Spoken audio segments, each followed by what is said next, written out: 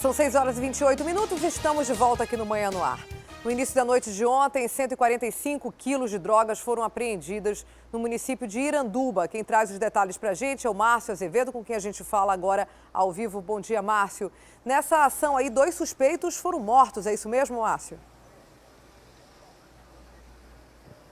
Oi, Dani, muito bom dia para você e quem está nos acompanhando. Olha, a história ainda é um pouco nebulosa, vamos dizer assim, ainda precisa de muitos esclarecimentos, porque a informação inicial era de que, por volta de 6h30 da tarde, um policial civil e um policial militar reformado, um sargento, e mais uma terceira pessoa estariam pescando aqui na costa do Iranduba, próximo à unidade conhecida como Caldeirão da Embrapa, ali próximo à Ilha da Paciência. E, segundo as primeiras informações, eles lá pescando, passou uma embarcação que vinha descendo da área de Tabatinga, da região da Colômbia, carregada com droga, teria abordado, havido conflito e os 2 policiais tinham sido assassinados. A polícia militar foi acionada e, chegando ao local, teria encontrado uma terceira pessoa viva e também encontrado no local a droga e um armamento. Porém, essa história precisa ser esclarecida. Aqui na delegacia, o titular, o doutor Ricardo Homero, não quis prestar esclarecimentos, ele ainda está aprofundando melhor essa investigação, inclusive com o apoio da Polícia Militar, que infelizmente no interior não tem recurso. A gente viu policiais usando carros próprios, Dani, para fazer diligências. Há uma viatura única e os PMs estão tendo que utilizar os seus próprios veículos para, desde a madrugada, fazer diligências. A informação, inclusive, é que vai vir o apoio de Manaus por helicóptero, mas ninguém sabe se vão vir viaturas. Por enquanto, os PMs chegaram agora há pouco na delegacia, depois de passar algumas horas fazendo essas diligências, porque o que dizem é que nesse confronto com os traficantes, esses traficantes teriam morrido, caído no rio, e estão procurando esses traficantes. Até agora não encontraram. Mas quando a gente vinha para o caminho aqui da delegacia de Iranduba, a gente conversou com algumas pessoas, né, e nos contaram, né, inclusive pediram para não ter nome revelado, são pessoas ligadas à segurança pública, mas nos contaram que essa história está um pouco estranha, porque o que um policial civil e um policial militar e uma terceira pessoa estariam fazendo em uma canoa de noite, armados, e é muito incomum uma voadeira descendo com essa quantidade de drogas abordá-los no meio do rio. O que pode ter acontecido é que esse policial civil, o Genilson Carlos Duarte Morta, de 46 anos, e o sargento da reserva, Rubenício da Silva Alexandre, de 53, e o Raimundo Nonato de Souza, de 51, que foi a única pessoa que sobreviveu, estivessem indo tentar roubar essa droga dos traficantes. E aí deve ter havido uma troca de tiros e eles foram assassinados. Por isso a pessoa que sobreviveu e a droga foi encontrada no local. Por isso que o caso precisa ser esclarecido ainda e o delegado achou melhor ainda não conversar com a imprensa até destrinchar. A informação inicial é que o sobrevivente, o Raimundo, não estaria mais aqui, teria sido ouvido e liberado, mas a gente também tem informações de fontes de que realmente ele continua aqui acompanhando a polícia, porque essa história ainda precisa ser esclarecida. A droga permanece aqui e eles confirmaram que na verdade foi pesado depois e tem 144, né, 1 quilo a menos do que foi divulgado inicialmente. São 144 quilos de droga do tipo maconha, skunk, aquela droga mais potencializada que está sendo comercializada aqui, que é uma droga que está produzida na área da Colômbia e também do Peru, e vem para cá. Ainda não sabe se dizer se essa droga pertence a uma única facção, se foi comprada naquela forma de consórcio. O que se de fato tem é essa história inicial. As buscas vão continuar porque eles querem encontrar esses corpos dos supostos colombianos que teriam morrido no confronto aí com esses 2 policiais. A polícia ainda não divulgou que horas vai dar mais esclarecimentos a respeito do fato. Os corpos dos 2 policiais já foram encaminhados para o Instituto Médico Legal. A gente tentou fazer uma consulta ao site do Tribunal de Justiça para ver se esses policiais tinham uma ficha criminal, algum crime pairando sobre eles, mas a gente não conseguiu confirmar isso porque aqui a internet não é muito boa e a gente não conseguiu fazer essa consulta. Olha, nesse momento os policiais estão deixando aqui a delegacia, devem continuar essas diligências, como eu falei, está previsto a vinda de um helicóptero da PM aqui para a área de Iranduba para auxiliar nessas buscas. E eu volto a reforçar que aqui eles em terra estão fazendo as buscas com uma viatura e policiais estão usando carros particulares, os próprios veículos, para fazer essas buscas, porque o município não dispõe de mais veículos. A droga continua aqui na delegacia, eles estão aguardando a chegada do grupamento Fera para fazer o transporte desse entorpecente aqui de Iranduba para Manaus, porque aqui a delegacia não tem tanta segurança para guardar essa quantidade de drogas. E só para lembrar, Dani, não é a primeira vez que com esse tipo de droga e com essa grande quantidade é apreendido aqui no Iranduba. Quando o delegado Paulo Mavinier, que hoje está à frente do Departamento de Narcóticos, era o titular aqui, várias outras apreensões foram feitas, tanto na estrada quanto no rio, por ele, porque aqui a gente sabe é rota para droga que vem da área da Colômbia, da região de Tríplice Fronteira, Tabatinga, Colômbia e Peru, passam por essa região, afinal de contas aqui Iranduba é banhado pelo rio Solimões e a droga vem em embarcação para cá. Isso aqui é rota. E, como a gente falou, há costume de chamados piratas roubarem as drogas das facções para revenderem, né? E ao que tudo indica foi o que aconteceu. São informações preliminares, porque a história ainda precisa ser bastante esclarecida, porque como a gente ressalvou no início, o que estaria fazendo um sargento aposentado, um policial civil e uma terceira pessoa armados dentro de uma embarcação na margem do rio pescando, e vem passando uma outra embarcação grande com 144 quilos de maconha e para com eles aí a troca de tiros. Então, o que nos contaram é que, de fato, pode ser o contrário mesmo, de que esses policiais que faleceram deveriam estar tentando roubar a droga desses traficantes para revender para alguma outra facção. Mas, como eu disse, o caso precisa ainda ser esclarecido, está tudo muito recente, as buscas estão continuando e a gente espera que a Polícia Civil dê mais declarações, pelo menos ao final do dia ou nos próximos dias aí, para a gente entender melhor esse caso. A gente vai ficar aqui em Iranduba, a qualquer momento, se tivermos novas informações, a gente traz para você, Dani. Obrigada, Márcio Azevedo. Realmente é uma história muito, no mínimo, estranha, né? Muito nebulosa e que precisa de muitas respostas ainda. Márcio Azevedo aí com as informações de polícia sempre muito atualizadas, né? As notícias que acabaram de acontecer, trazendo pra gente aqui no Manhã no Ar. Obrigada, Márcio. Daqui a pouco eu volto então com você. Agora são 6 horas e 35 minutos. A gente vai para o estúdio da Rádio Acrítica FM conversar com a Adriane Diniz e com a Deilson Albuquerque. Eles também estão ao vivo, como todas as manhãs, na 93.1 e agora conversam com a gente aqui no Manhã no Ar. Olá, Adriane, tudo bem, Adeilson? Bom dia. Bom dia. Então, a gente mostrou agora há pouco, né, no bloco anterior aqui do Manhã no Ar, essa paralisação prevista para a semana que vem da UFAM, né, professores, servidores, bem chateados realmente, porque há uma novidade sobre a PEC, né, o projeto de emenda constitucional, a 241, que fala de teto de gastos para a educação e para a saúde, e foi aprovado ontem na Câmara, é isso, Adriane? É a votação em segundo turno, já é a segunda aprovação que o governo federal consegue. Essa PEC, para que fique claro, é a PEC 241, conhecida como a PEC do teto, ela estipula o valor máximo que pode ser investido em todos os setores. E existe uma preocupação maior em relação à educação e saúde, porque hoje o repasse da receita líquida da União é um valor fixo, né, 18% para a educação e 15% para a saúde. Com a PEC, a partir de 2018, esses dois setores passam a receber um investimento de, no máximo, o valor da inflação acumulada em um ano, que neste ano, por exemplo, é de cerca de 7%. Então, vai ser o máximo de investimento a mais do que no ano anterior para esses setores.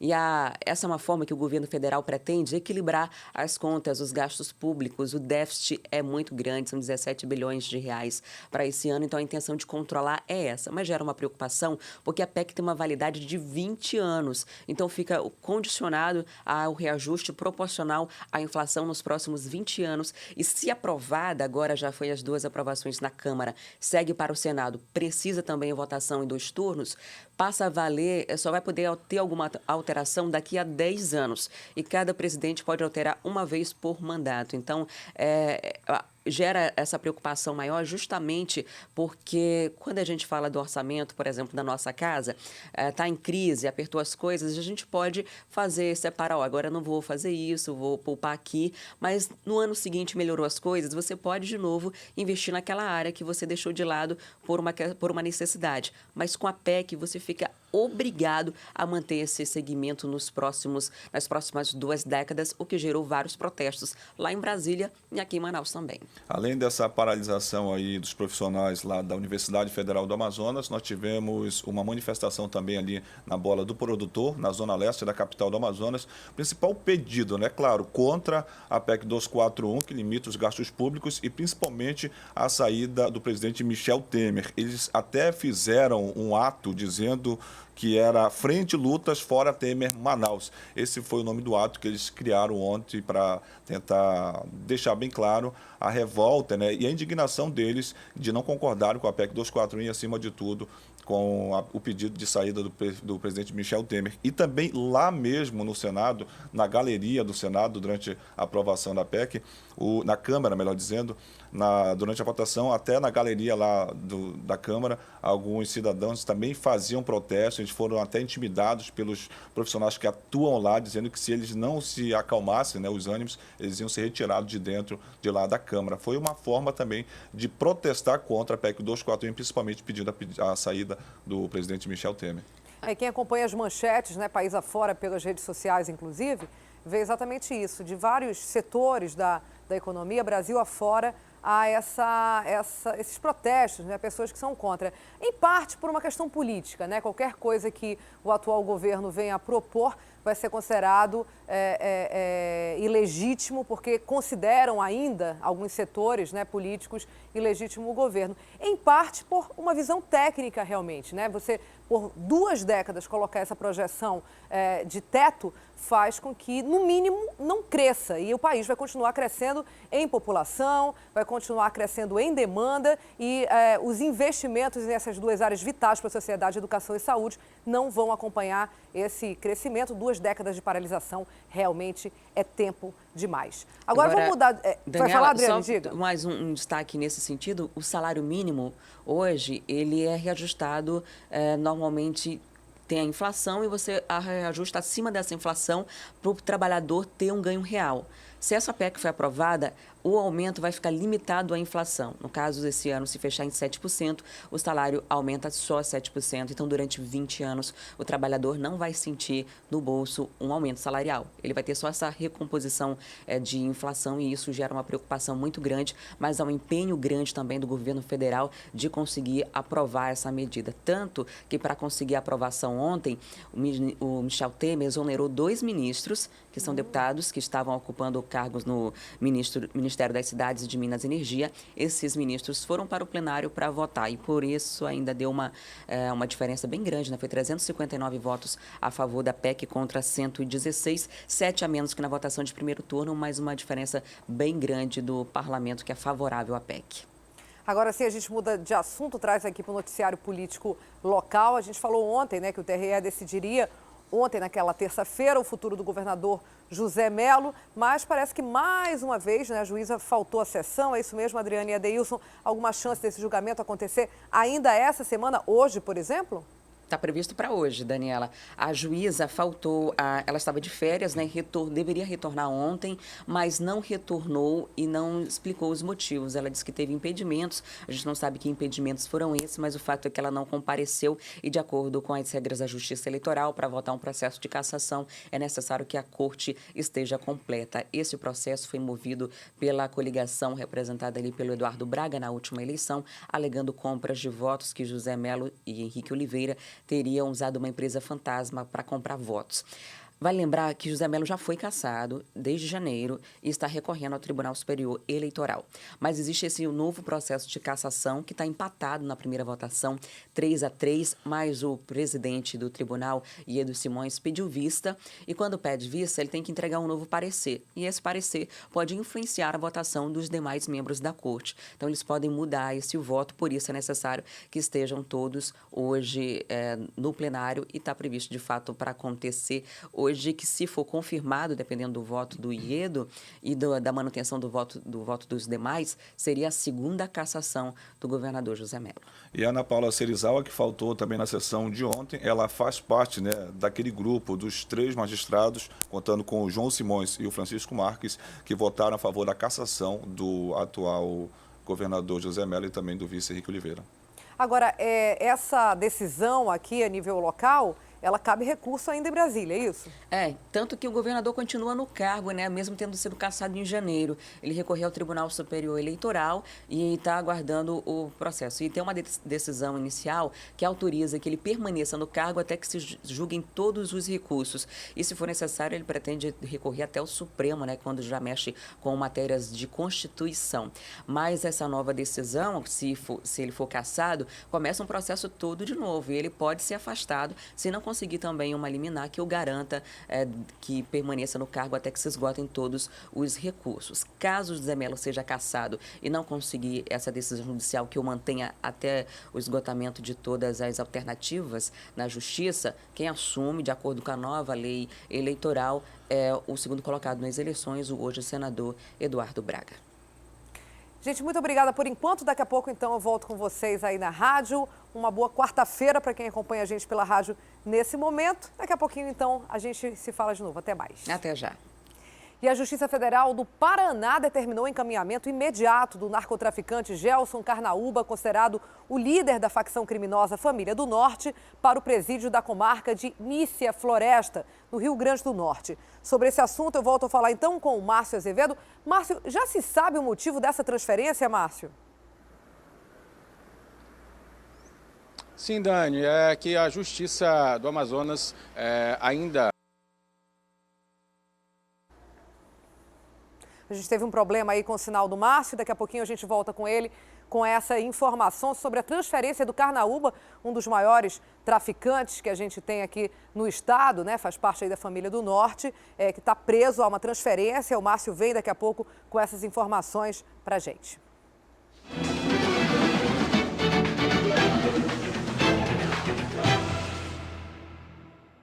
Acompanhe então a agenda dos candidatos a prefeito para o dia de hoje. Arthur Neto despacha como prefeito ao longo do dia. À noite, grava programa eleitoral, tem reunião com o grupo de saúde e com base aliada. Marcelo Ramos não divulgou a agenda até o fechamento dessa edição. São 6 horas e 45 minutos. Muito obrigada a você que está chegando agora com a gente. A gente vai te mostrar o que já foi notícia até esse instante no Manhã no Ar. Polícia investiga assassinato de 4 pessoas no ramal do Muchacho, na M010. A principal linha de investigação é de execução, já que nada das vítimas foi levado. Secretaria de Administração Penitenciária encontra mais um túnel no complexo penitenciário Anísio Jobim Compage. Essa já é a 7ª escavação encontrada só esse ano. Criança de 3 anos é a 4ª vítima de acidente entre caminhonete e ônibus escolar. A criança estava na carroceria do veículo em um ramal na M010. Outras 2 pessoas permanecem internadas no Hospital João Lúcio, na Zona Leste. Cerca de 180 pessoas participaram de protesto pela morte de Wellison Alves, de 27 anos. O jovem ciclista morreu atropelado na última segunda-feira, depois de ser atingido por um micro-ônibus em alta velocidade em uma das principais vias da Zona Leste. Uma bicicleta branca foi colocada no lugar onde ocorreu o acidente.